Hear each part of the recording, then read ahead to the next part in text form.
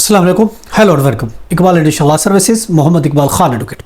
आज का जो हमारा लीगल लेक्चर है वो है verbal and written agreement. Written और वर्बल एग्रीमेंट में क्या डिफरेंस है और इसकी क्या लीगल वर्थ होती है, आज के हम लीगल लेक्चर में इसको देख रहे हैं। देखिए, चाहे एग्रीमेंट रिटन है या चाहे एग्रीमेंट ज़बानी ही वर्बल ही क्यों ना है, दोनों कानून के नज़र में इफ़ेक्टिव होते हैं, काबिल अमल होते हैं और उस पर अमल किया जाता है और उसको एडमिट किया जाता है, कबूल किया जाता है। ऐसे डॉक्यूमेंट को लीगली तौर पर माना जाता है, चाहे वो ज़बानी कोई एग्रीमेंट हुआ है या फिर कोई रिटन एग्रीमेंट हुआ है।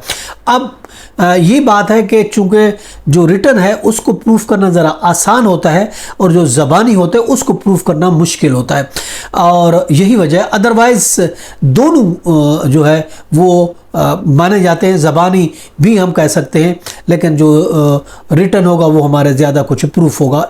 जहाँ तक इफ़ेक्टिवनेस की बात है, जहाँ तक मौसरी की बात है, तो दोनों डॉक्यूमेंट मौसर होते हैं।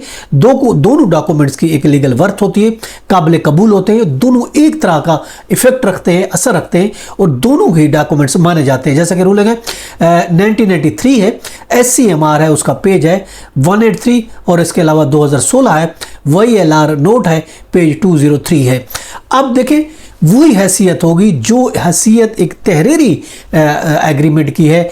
याद रखें, वही हैसियत एक वर्बल एग्रीमेंट की होगी, चाहे वो ओरल हमने किया है या चाहे हमने लिख के किया है। दोनों एग्रीमेंट हम उसको चैलेंज कर सकते हैं कोर्ट में, कोर्ट ऑफ लॉ में चैलेंज किया जा सकता है। दोनों पर अमल दरामद भी होगा और उस पर कोर्ट उसको मानेगी भी सही। लेकिन ये है कि अगर कोई एग्रीमेंट वर्बल है, ज़बानी है, तो उसको ज़्यादा प्रूफ करने में हमें टाइम लगेगा, प्रॉपर तौर पर उसको प्रूफ करना पड़ेगा। और ऐसे एग्रीमेंट को प्रूफ करने के लिए कम से कम 2 विटनेसेस होना ज़रूरी है।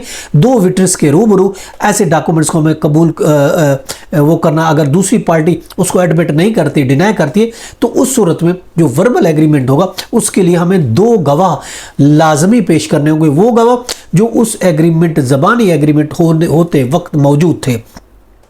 इसलिए ज़बानी एग्रीमेंट के लिए ज़रूरी है कि 2 गवाह होने चाहिए। उसके लिए बहुत सी रूलिंग है।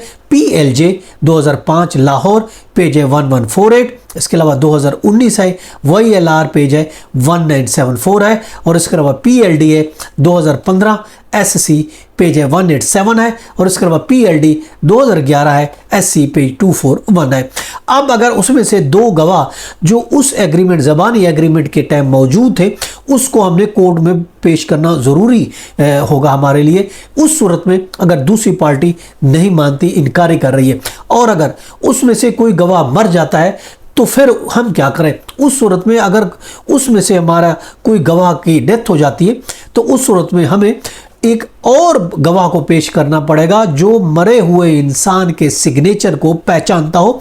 वो कोर्ट में हम लाएंगे, वो इस चीज़ को प्रूफ करेगा कि वाकई ये सिग्नेचर, मैं इस बंदे को पर्सनली जानता हूँ जिसकी डेथ हो गई, ये उसी के सिग्नेचर हैं और ये बिल्कुल सही सिग्नेचर हैं और उसी ने किए। तो उस सूरत में वो गवाह काबिल कबूल हो गए। अगर उनमें से कोई एक गवाह आउट ऑफ कंट्री चला जाता है, तो उसका भी हमें प्रूफ देना पड़ेगा कि ये वजह है कि वो गवाह हम इसलिए पेश नहीं कर सके चूँकि वो दूसरा गवाह जो है दूसरे मुल्क चला गया, उसका प्रॉपर प्रूफ देना पड़ेगा। अदरवाइज़ हमें 2 गवाह पेश करने होंगे। अगर दूसरी पार्टी इनकार करती है, तब हमारा वर्बल एग्रीमेंट जो एक्सेप्टेड होगा। अदरवाइज फिर हमें प्रूफ करना मुश्किल हो जाएगा। जहां तक लीगल इफेक्ट की बात है, तो दोनों एग्रीमेंट चाहे रिटन है या वर्बल है, वो लीगली तौर पर बाइंडिंग है और लीगली तौर पर इफेक्टिव है। ये था हमारा आज का लीगल लेक्चर। इसके साथ इजाजत दीजिए। अपना और अपने गिरद लोगों का बहुत ख्याल रखेगा। फिर मिलेंगे। Have a nice day. Allah हाफिज़।